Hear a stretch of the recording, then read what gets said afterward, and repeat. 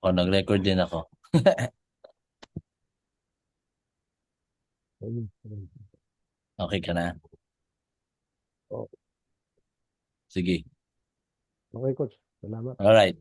So, yun nga, fair value gap. So, quick reminder, ano ba yung fair value gap? Yun yung tatlong candle, in between those three candle, nagkaroon ng gap. So, for example, itong, as you can see here, merong gap. Itong green na yan. Automatic na siya Oh, nagkakaroon ng indicator na may gap. So, this is 1, this is 2, and this is 3. So, in between the first and the third candle, sa gitna, nagkaroon ng gap. So, the gap is imbalance. Ibig sabihin, there's a strong side ng buyer or seller na mas malakas compare sa other one. So, nagkaroon ng gap. So, ang gap, dyan ang tinitingnan ng mga smart money trader kung saan sila naglalagay usually ng mga buy limit or sell limit or stop loss or mga trading stop. Therefore, dyan sa gap, loaded ng mga orders na oh, naghihintay ma-activate. Ibig sabihin, always a high chance na babalikan at babalikan ng price yung gap to fulfill the orders, to ano, to trail the stops para i-liquidate yung mga stop loss. So dyan at babalik lagi ang price dyan.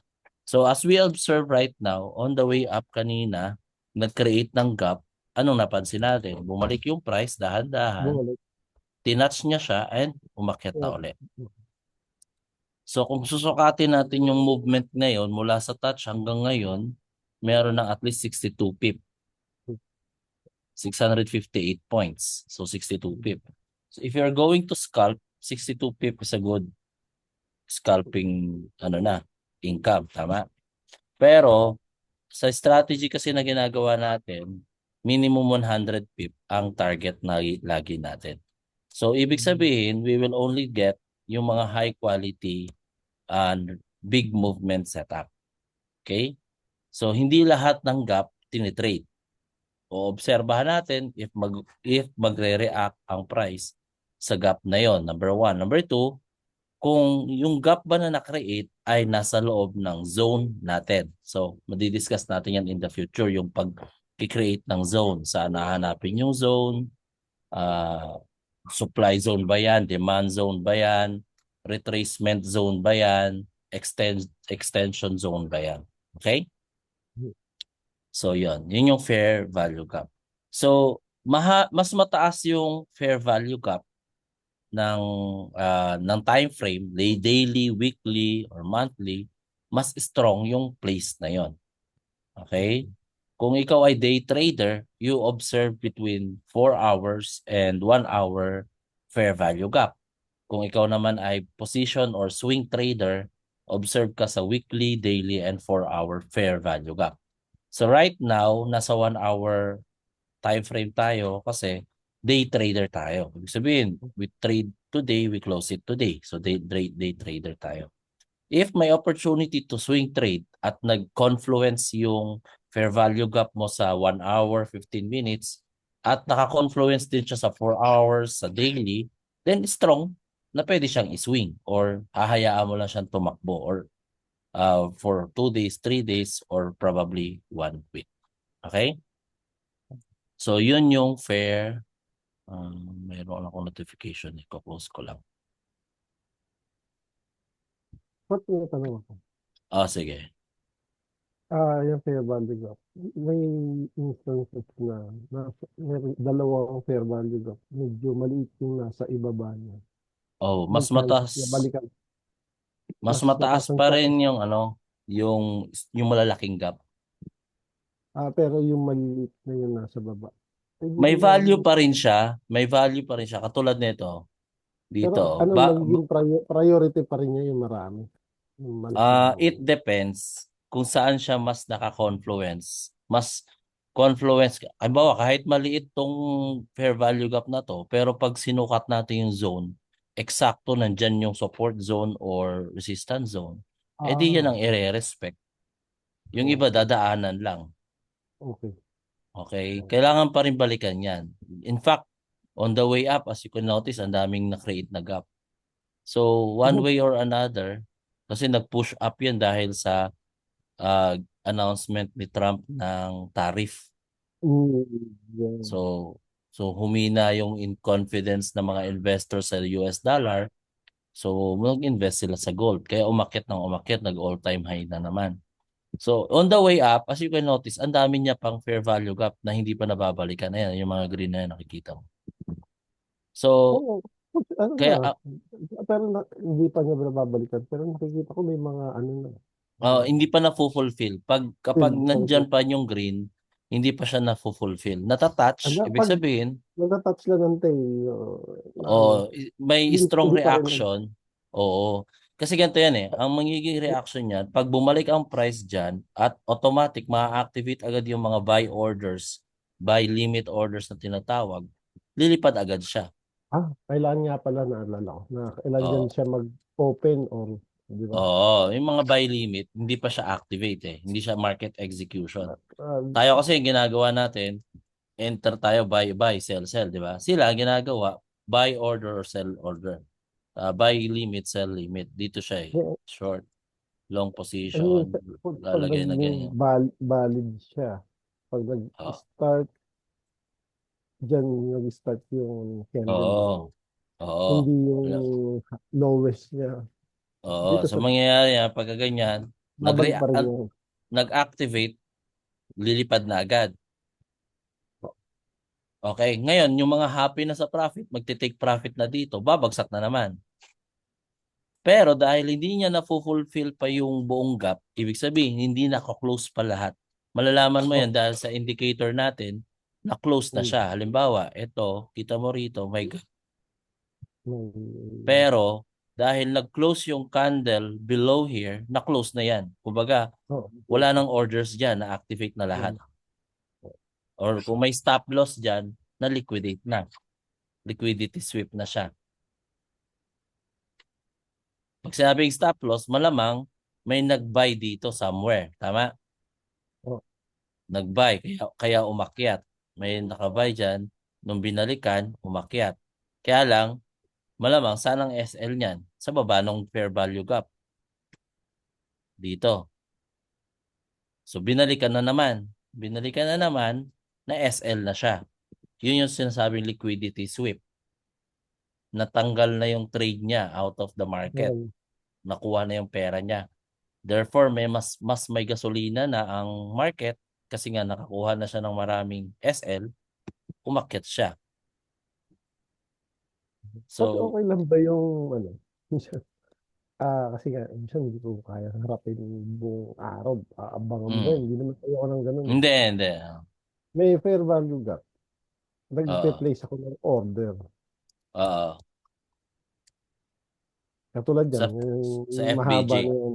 Yan, na Mm, nag-place ako order. oo.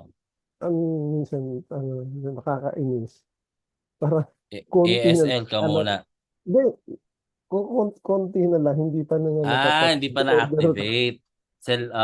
Buy limit or sell limit. Palaging, nabibitin yung, tulad yan, pagbaba, Mm, nabibitin yung order ko. oh, tapos bumulusok na. Tapos umakit, minsan nakakapanghinayang. Sabi ko, inabangan mo ng Hindi. matagal. Ano yan eh, it's just a battle of ano na lang, psychological na lang. Ganyan din ako Oo, dati, naiinis ako, nangihinayang.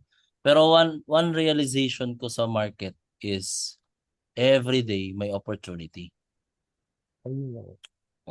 So it's just a matter of mentality na paano mo siya tingnan. Na mismo tong trade na to, huwag ka manghinayang kasi bukas meron yan.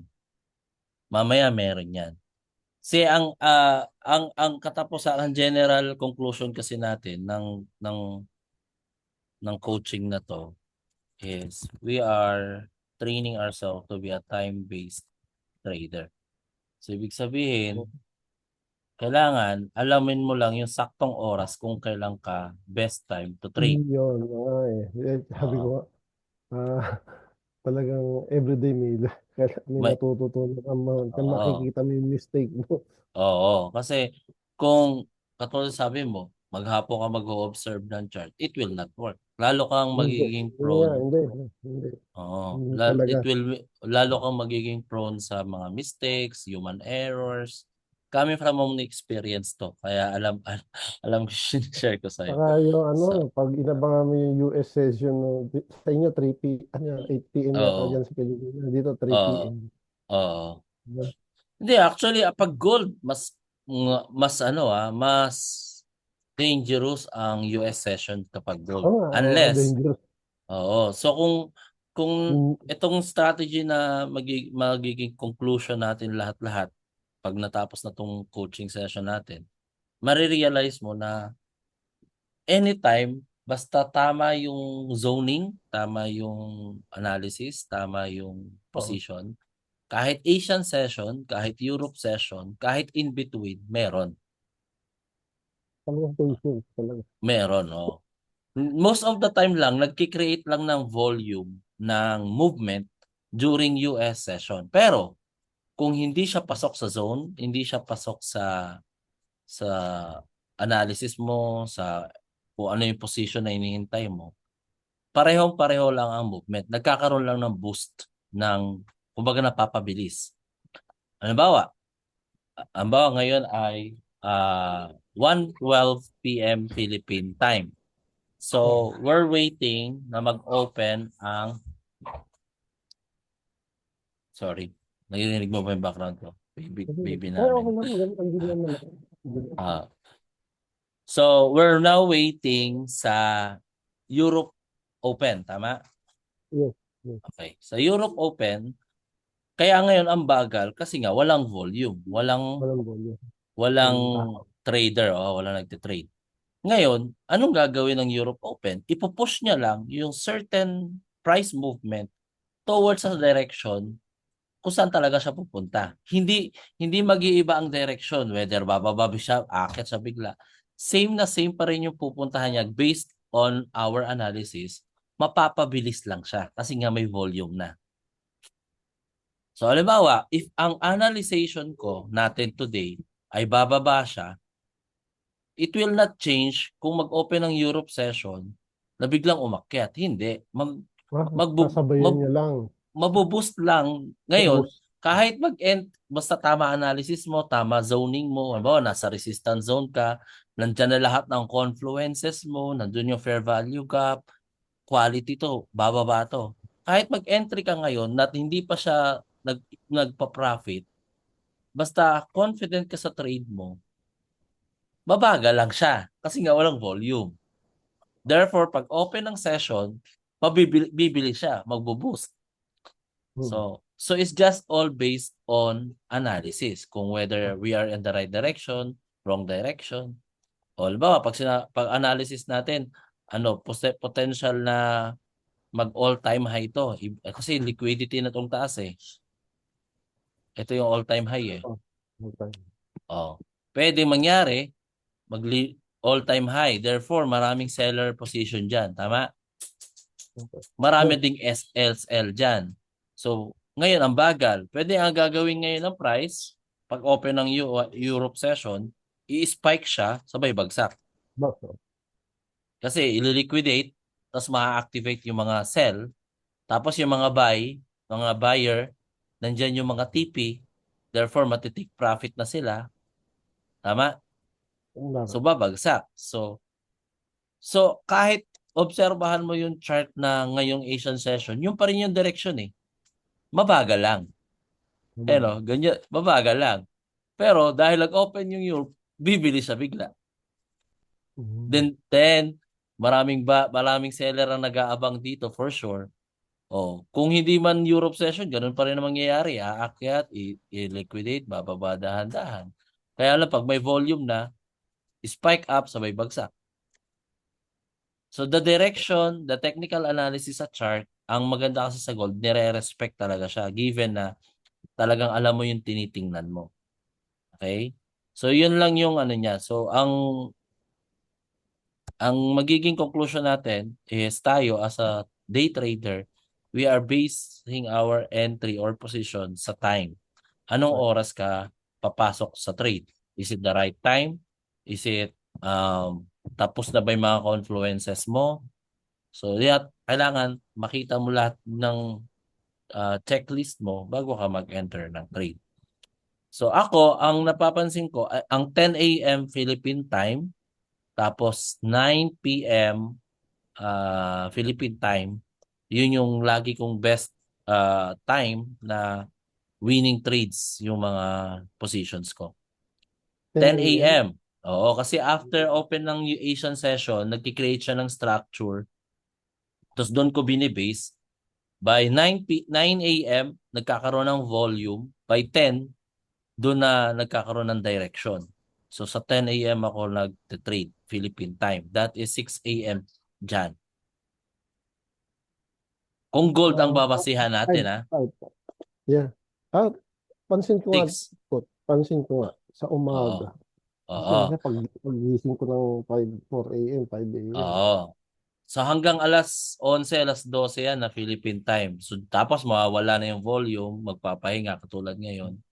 Tapos Europe session usually nagmamanipulate. Ibig sabihin, kung may mga SL ka, kinokolek, hinahabol, tapos saka magkakaroon ng direction.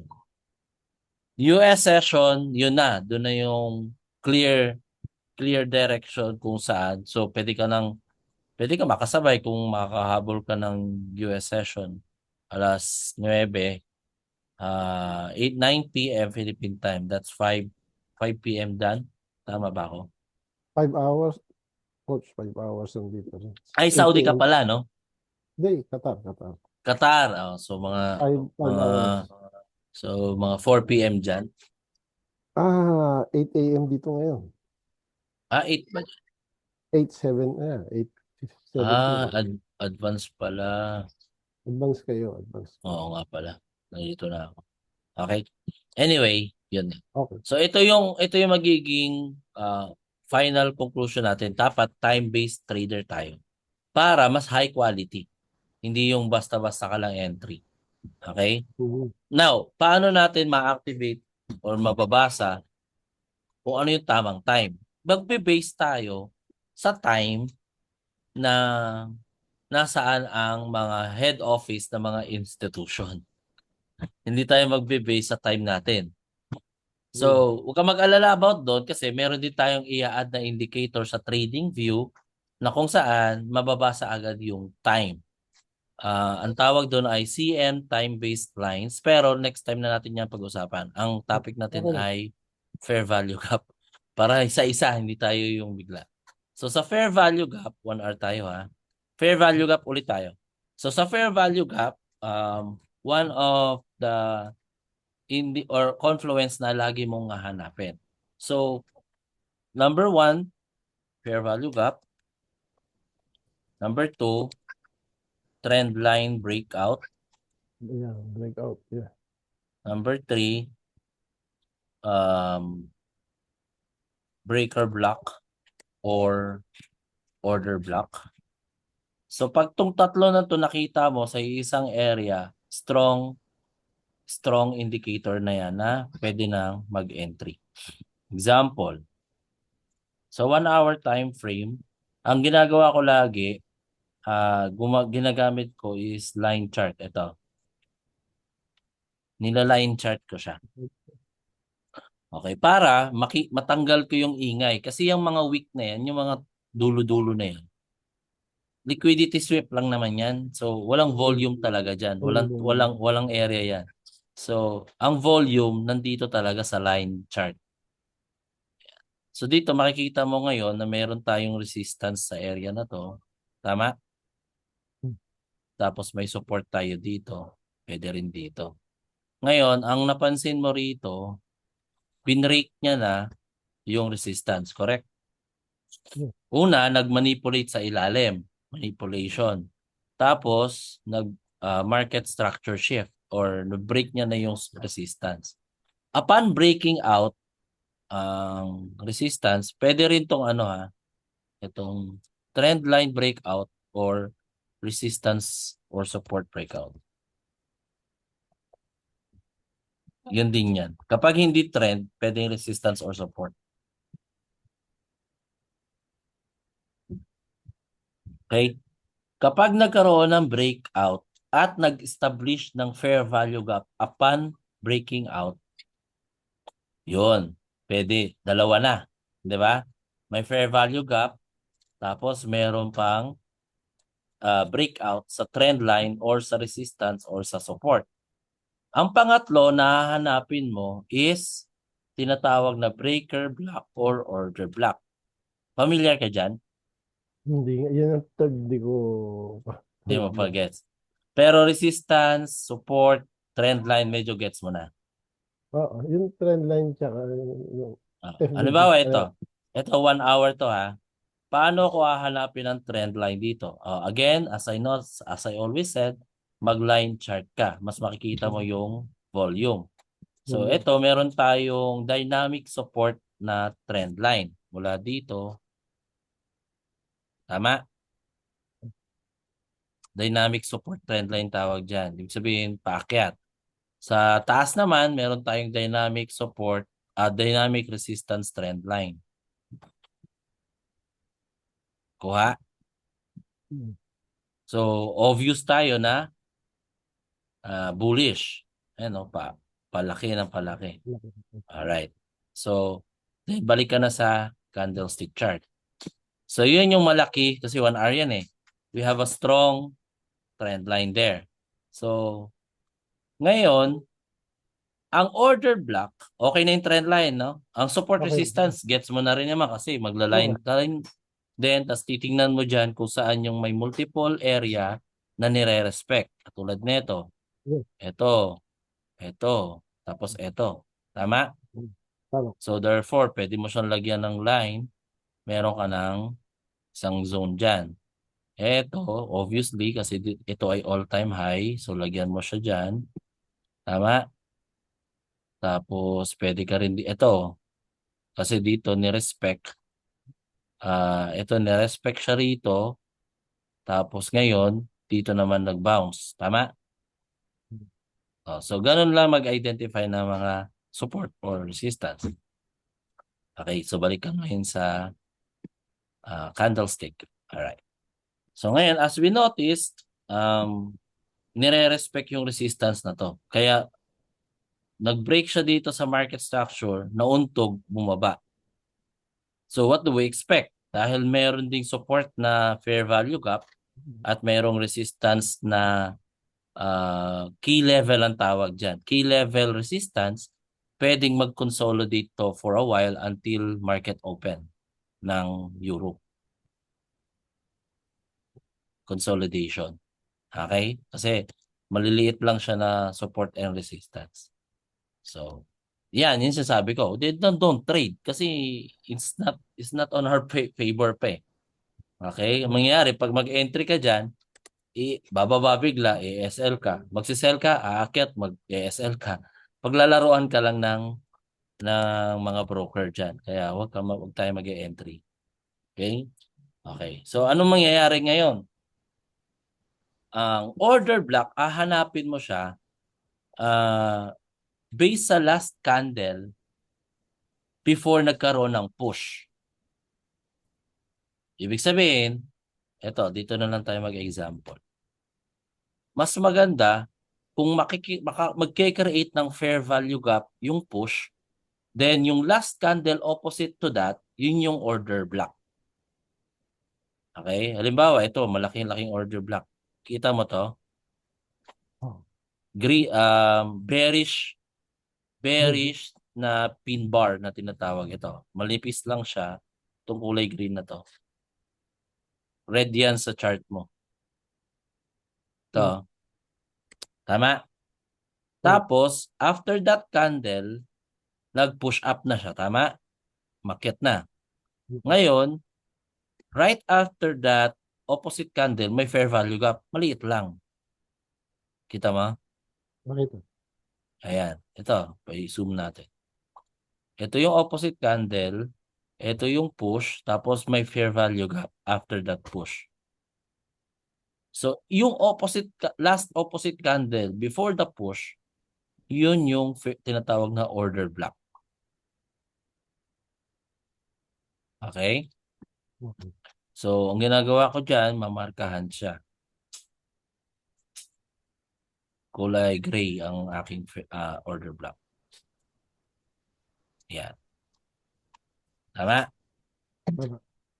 Ngayon, kung magsama-sama ang resistance, support line, trend line, or ang fair value gap at order block sa isang area, strong yan.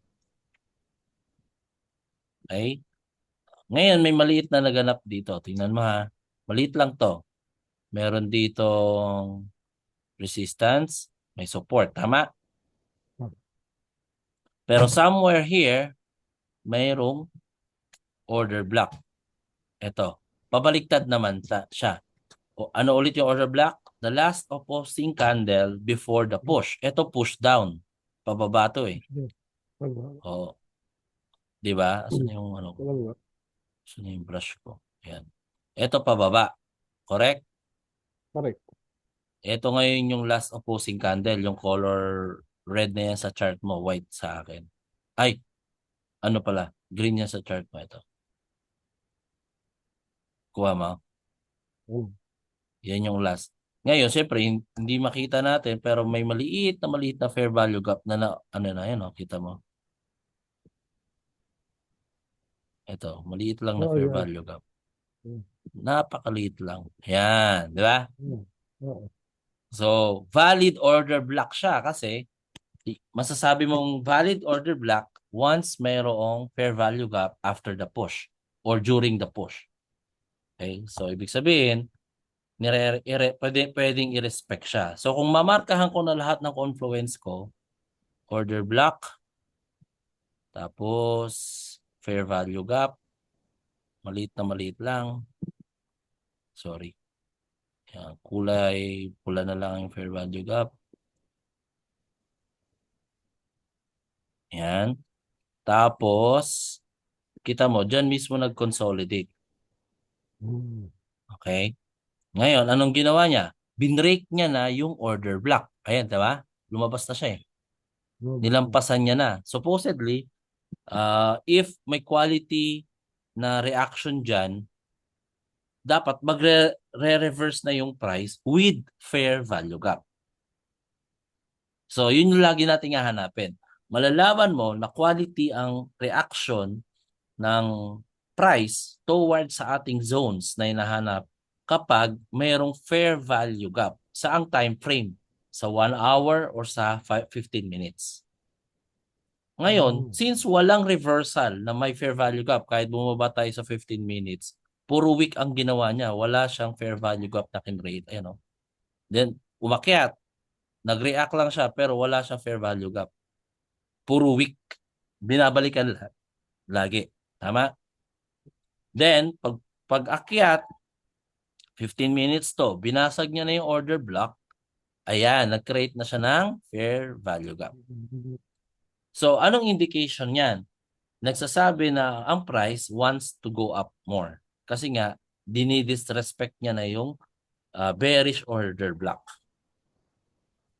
Okay? Ngayon, hindi pa tayo mag-i-entry. Siyempre, wala pa rin confirmation eh.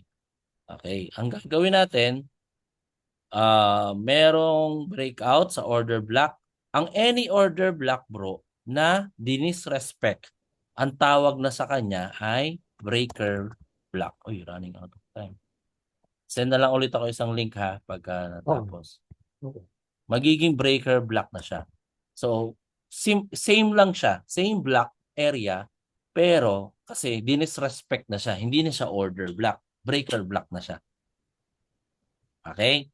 Ngayon, since may breaker block na tayo, meron tayong resistance breakout, meron tayong fair value gap, pwede na tayong mag-take ng trade sana pagbalik. Tama? Pero, hindi agad-agad. Ang hahanapin mo to take the trade is confirmation. Paano? Kailangan pagbalik ng price dito, nag-react siya ng either weak, meron na tayong bullish engulfing, bababa kang 1 hour to, no? 1 hour to. Baba ka ngayon ng 15 minutes. At titingnan mo if magke-create ng 3 candle na may fair value gap. So, lagi natin hinahanap si fair value gap. Importante yon. So, pagbalik, 3 candle na may fair value gap. Okay? Pagka ganito, ano ba, bumalik dito. Tingnan mo yung reaction. Katulad nito, medyo weak ang reaction niya. So, parang hindi kagad, hindi, kumbaga sa confidence mo mag-take ng trade, parang wag muna. Kasi ang weak ng reaction eh. Ang hinihintay natin kasing reaction, yung pagbalik niya dyan, weak, weak, weak, tapos nag-create ng 3 candle na mayroong FBG. Dito sa FBG na to, babalikan ulit yan. Dito ka na magte-take ng trade kasi aakyat na siya. Okay? Okay. Ngayon, tinan mo, parang ano nangyari? Wala, puro ano rin eh, weak, weak. May maliit na FBG naman. Ayan o, maliit. 'Di ba? Okay. Or, ito yung pinaka-paborito kong setup. Magkakaroon na ako ng if scenario. If scenario. If. Okay. Ano yung if scenario ko? Magme-measure ako using Fibonacci tools. Marunong ka na gumamit yun? Oh. Oh. Okay. So, ang Fibonacci retracement tools ko, gagamitin ko siya. Ngayon, sa 1 hour yung observation at kanina, baba ako ng 15 minutes. I-measure ko yung fair value gap na na-create upon breaking the order block na ngayon ay breaker block and breaking resistance or trend line. Okay? Ito yon. Itong tatlong to. 1, 2, 3. Correct? Itong candle na to. So, may-measure ko siya mula sa here all the way to the third candle. First candle to the third candle. Tapos, mamarkahan ko yung 0.382 or sa ibang Fibonacci ay 38.2 and 618. So, lalagyan ko siya ng square. Kukunin ko to. Then 618. Tapos, i-extend ko lang siya. Tapos, tanggalin ko na yung Fibonacci. Yan. Yan. Tapos, urong ko lang ng konti rito. Sukatin ulit natin. Baka nagalaw ko eh. Susundan mo naman, bro. Oh. Yan. So, yan. So, anong gagawin natin? Maghihintay na bumalik ang price dyan. Then, if scenario, if pagbalik ng price dyan, sa loob ng box ko na yan ay nagre-react siya paakyat, pwede na ako mag-FOMO. Alam mo yung FOMO? Fear of missing out. Mag-early entry. Oo. Tapos, very small SL lang. Baba lang yan. Kumbaga, two things na oobserbahan ko. Pagbalik ng price sa loob na itong box na to at nag-react at umakyat, on the way up, habulin ko na kagad. Pwede na ako mag-isang entry. Diba? Dito pa lang, naka-entry na ako. Dito lang yung SL ko sa ilalim. Sobrang liit lang. Bakit? Testing the waters ang ginagawa ko. Kasi, hindi natin sure kung momentum na agad siya umakyat or pwede mag-create siya bigla ng consolidation na mangyari, umakyat, bumaba, umakyat, di ba? So at least, kung mag-reversal man to, small, very, very small lang. $1, $2, no? Kumbaga, minimal pang testing the water. What if, kaya nga if scenario, if strong na momentum, dagdag ako sa 2 entry. Copy? Kasi ang mangyayari niyan, kapag may volume na at nag-react na sa zone, tuloy-tuloy na yan. Kasi marami na magte-trade eh. So kung naka-early position ka rito, favorable sa'yo kasi napaka-small ng SL. Hindi ganun kalaki. Kasi usually kung ikaw magte-take ng trade, dito ang SL mo niyan. Malamang kasi dito yung last liquidity. Oh. Ang lalim pa rin yan. Taas ng risk. Diba? So if Now, second if, kapag pumalik ang price dyan at hindi ko nakikitaan na mayroong reversal, nangyari is nag-close ang candle sa 15 minutes to may isang candle na nag-close below this box. Sell ang hahanapin ko. Magsisell na ba agad? Hindi. Kasi hihintayin mo na may confirmation ulit. Ulitin natin. Ano yung confirmation? Fair value gap. Mayroon 3 candle close sa ilalim. Tapos nag-create ng fair value gap. Wait for the price to go back or measure again. Yung katulad ng ginawa ko. Sa fair value gap dito. So the third candle. Kunin mo yung box again na 618 and 382. Extend and wait for the price to go back to that zone again. So, ang mangyayari, bababa, babalik dito, tingnan ng reaction, may strong, test the water, small SL, may momentum, add. And just let it play out. So, ang TP, paano maghanap ng TP? Ang paghahanap ng TP, yung mga susunod na liquidity. Yan lang naman ang hinahanap lagi ng price, liquidity. So, may liquidity rito, diyan ka mag-TP1. May liquidity rito, TP2. Liquidity rito, TP3. Ngayon, zone na to kasi may order block, may fair value gap, at may dynamic support. So, potential na mag-react na agad ang price at babalik. So, at least nakapag-TP ka na. Okay? So, yan yung day trading. Mabilis ba? Ayos lang. Okay. So, marami pa akong mga indicator na ituturo. For now, Sige. May yung tanong lang sa... indicator pala bro ay Lux Algo Fair Value Gap. Ito. Yan, Lux Algo dash Fair Value Gap. So, paano mo makita yan? Punta ka sa indicators, type mo lang Lux Algo. Yan, wala na dyan, hindi na lalabas kasi naka-add na sa akin. So, pag-click mo, yan. Screenshot mo to for the settings. Yan lang yung settings ko sa Lux Algo Fair Value Gap. Extend 100. Style. Ikaw na bahala kung anong gusto mong color. Visibility.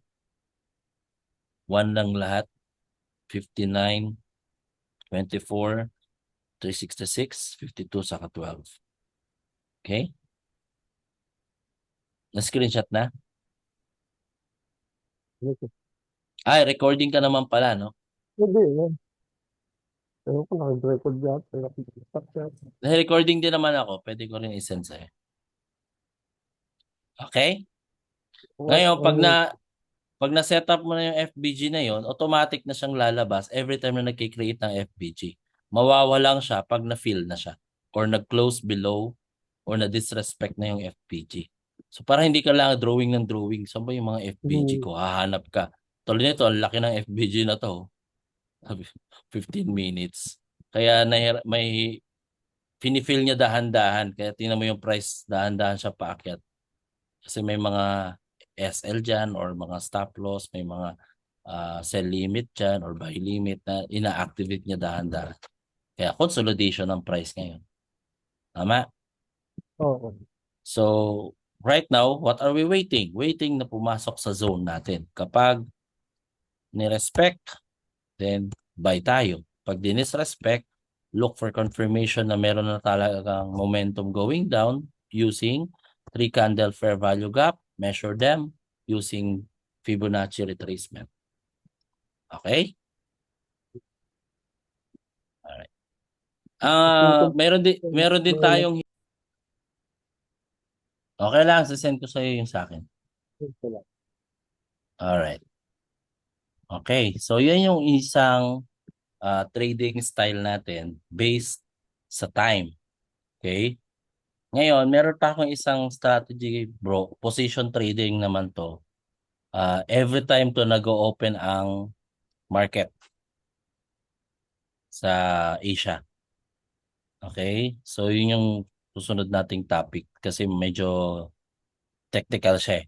So, itong Itong tinuro ko sa'yo recent, itong FBG, trendline, breaker block, order block, it works every single time as long as you observe the reaction. Kaya nga lang yun nga need mong mag-observe sa reaction niya sa May tanong lang ako sa ha. di sa may tanong lang ako dito paano mo malalaman yung nagsa-fake na breakout? Sa 1 hour. Wala. 1 hour candle dapat nag-close siya sa labas ng order block or ng resistance or ng trend line.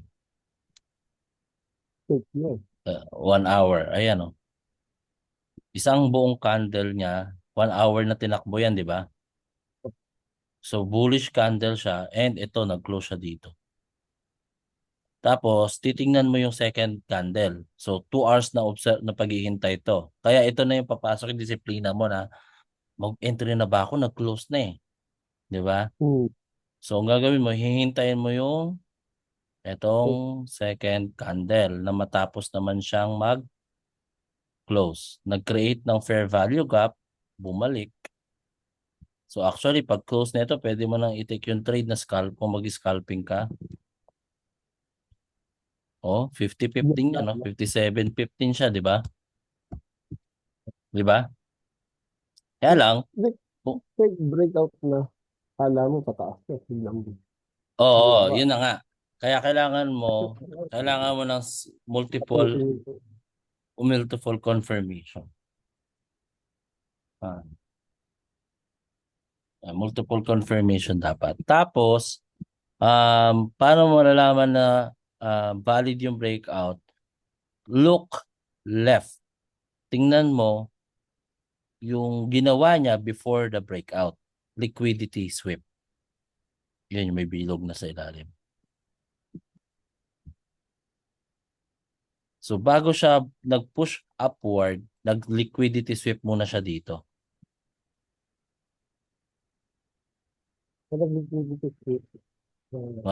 Valid yung breakout na yan. Ito valid to. Actually, maganda na sana mag-entry ng buy. Pero we are waiting for more confirmation kasi wala pa siyang nakikreate na hindi siya bumabalik pa siya dito sa box natin. Kasi kahit sukatin ko tong 1 hour candle na to, 1 hour candle. Yan.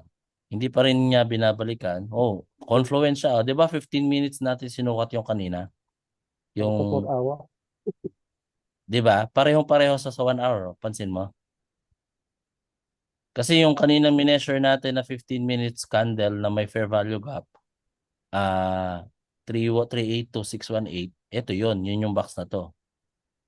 Ito, tama? Ngayon, sinukatan din natin ng 1 hour, third candle. Parehong-pareho. So, yan yung best area to buy from. Mag-breakout. So, hanggat hindi bumabalik dyan at hindi nagre-react ang price dyan, we are not going to end. Pwedeng matatrap lang tayo dyan. Trap, ibig sabihin, nag-buy ka na, biglang babalik. Ang laki-laki rin yan, no? Kung mag-ESL ka dito sa ilalim, nako, lalim pa niyan. Kung i-SL ka niya muna, 120 pip. Ang SL mo, 20, 30 pip lang. So, yun yung best area is wait for the price to come back here. Wait for reaction. May momentum na. Pwede ka na mag-buy. Dito lang yung SL. Tuloy-tuloy, dagdag ka ng entry. Di ba pareho lang ng position mo kanina rito sana? Mas malalim. Mas maganda. Kung ang TP mo eto, okay lang kasi yung first TP mo nandito na, second TP mo yung liquidity sa taas, third TP mo open kasi mag-all time high na naman siya. Make sense? Kaya most of the I, trade ko puro buy. Ayun. At oh, nakataka sa ngayon set. buy talaga ngayon. Pero meron kasing ano yan towards the middle of mga March, February, March, mga April, May, June, babagsak yan. Babalikan niya yung mga retracement sa ilalim sa daily tayo. Bakit March, April yung Um, okay. may mga events yan kasi. Ah, Mm, laki rin effect lang talaga ng news. mm. Yung before, hindi ko alam yun eh. Talaga, news pala talaga ang malakas ang effect. Pag Oo. gagalaw talaga yung So fair value gap din ang ginagamit ko para malaman sa yung retracement. Mineasure ko siya mula sa swing low, last nangyari yung manipulation. Di ba tinuro ko to sa'yo? oh, Di ba last na nag-manipulate siya dito? Ito, bumagsak siya, minanipulate niya, sabay umakyat. Tama?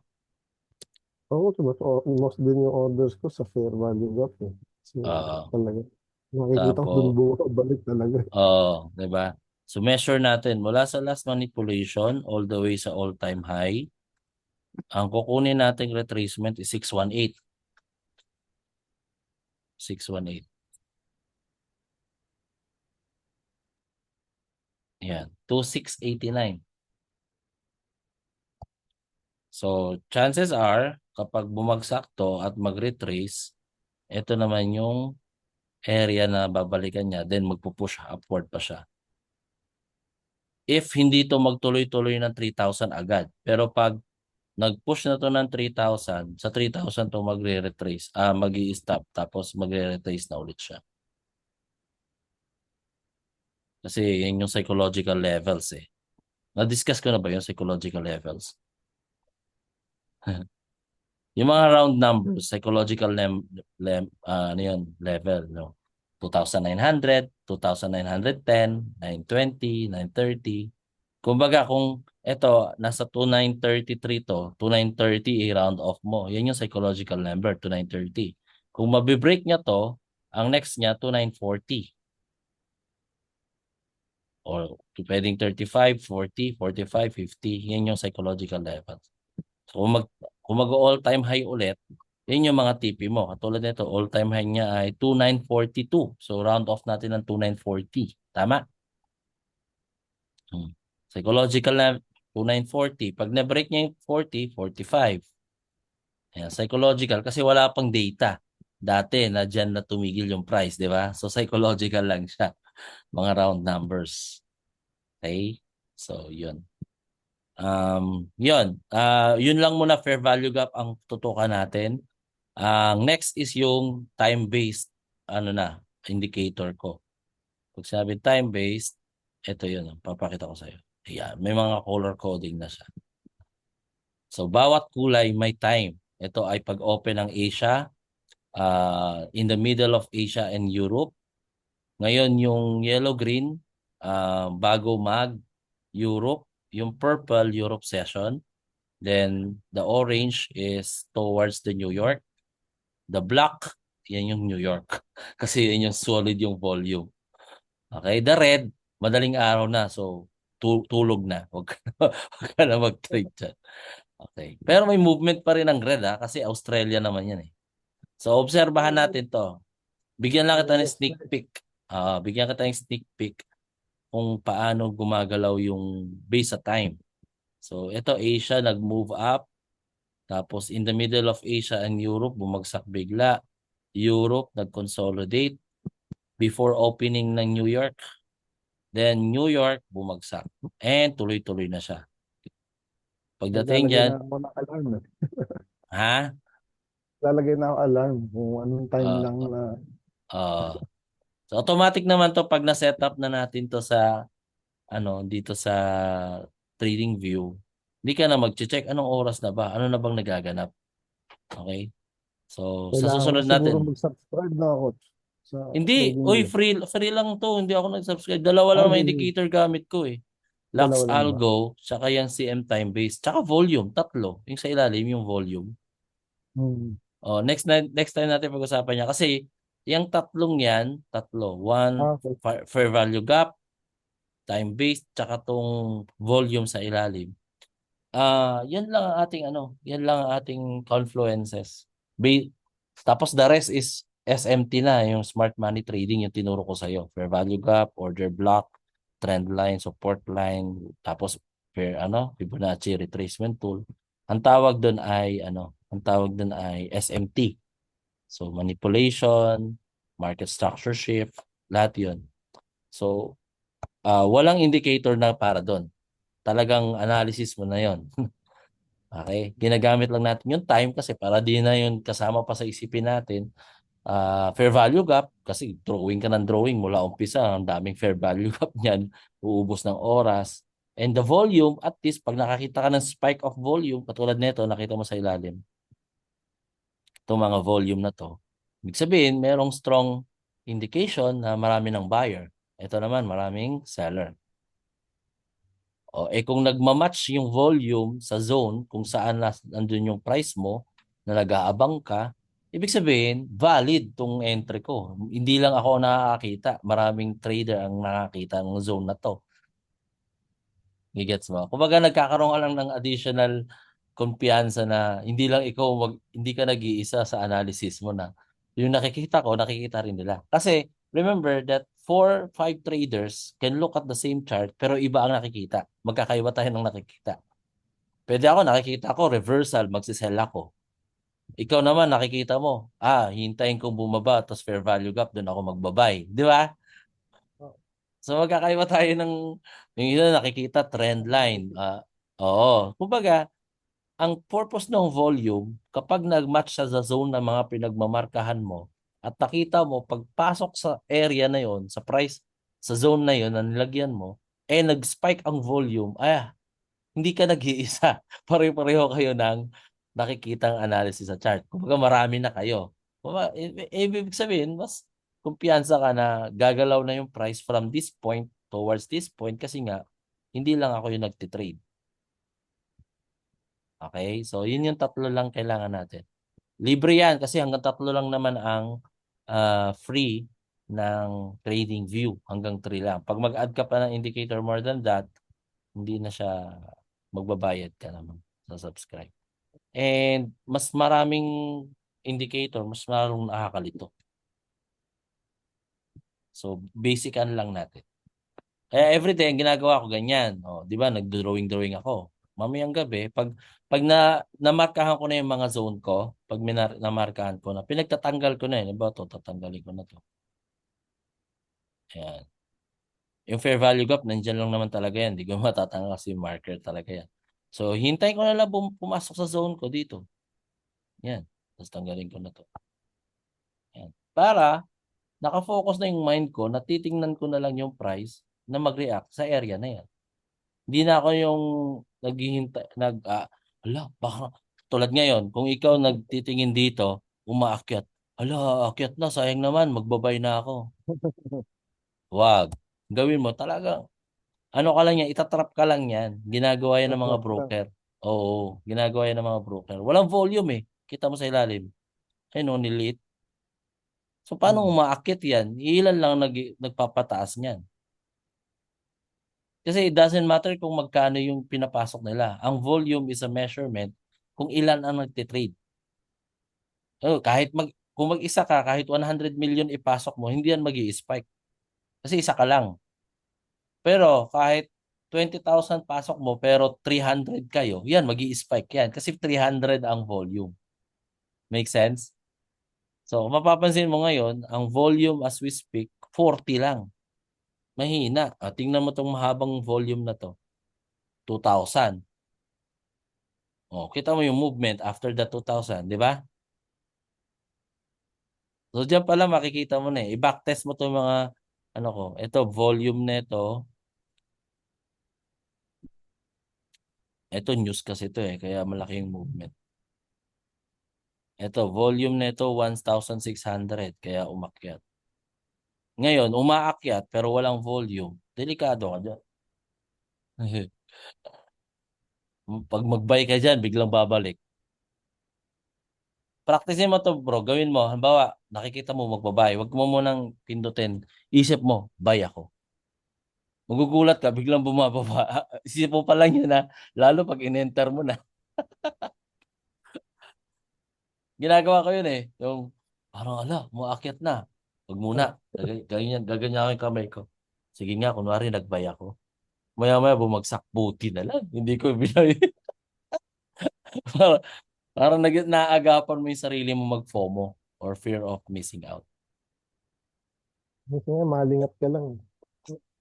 Oo, yung mga, actually lang beses sa akin nangyari yan. Yung inaabangan, tong zone na to, inaabangan ko. Sumaglit lang konti. Pagbalik ko, bumagsak na pala, sa umakyat na. Ha? Sayang naman! Mga ganon. So, ano. Pero, Yung syempre, nangyari. what if ang nangyari naman, bumagsak, pinrake. Buti na lang. Di ba? Meron two sides of the story din eh. So at least, buti na lang. Hindi ako nakabantay. Kung nakabantay ako, malamang nag-buy na ako. Bumagsak. So merong two sides of the so learn to be mentally ready, emotional ready. So it's a battle of psychological Discipline din eh. Discipline din sa discipline, pag- discipline. So sa- yun muna bro para hindi muna tayo ma-overload. Sige, coach. Salamat marami. All right, tapos ano dito?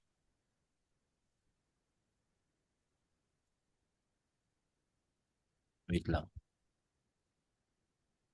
Yun. Okay? So, yung recording sa send ko na. Tingnan mo bro, 'di ba? Psychological nagsabi tayo, bye tayo. Tingnan mo nangyari.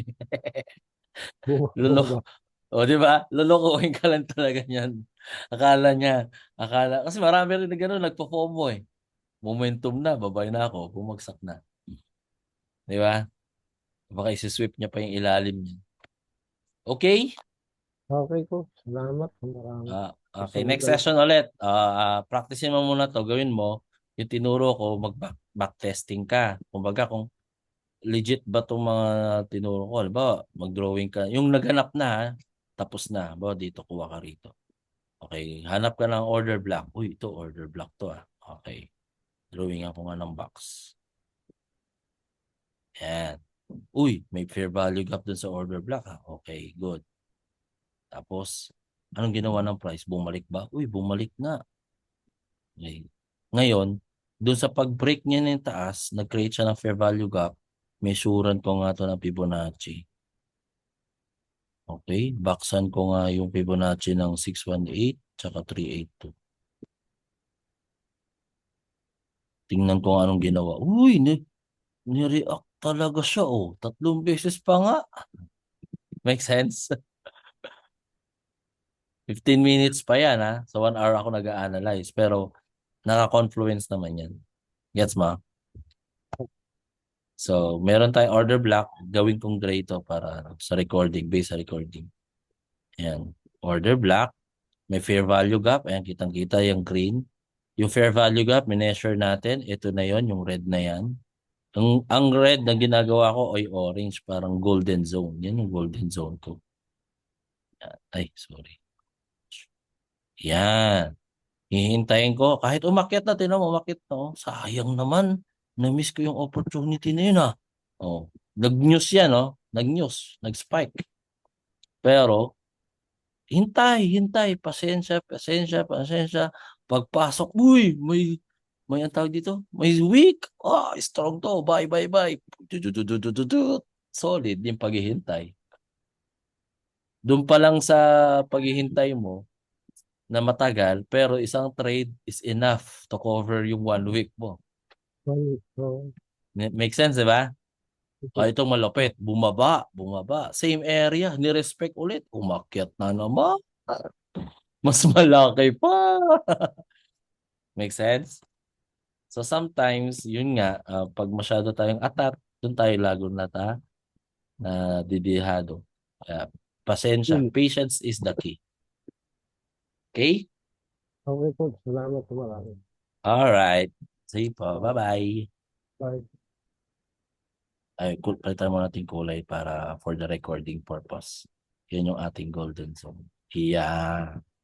Maghihintay tayo. Alright? Bye-bye. Salamat.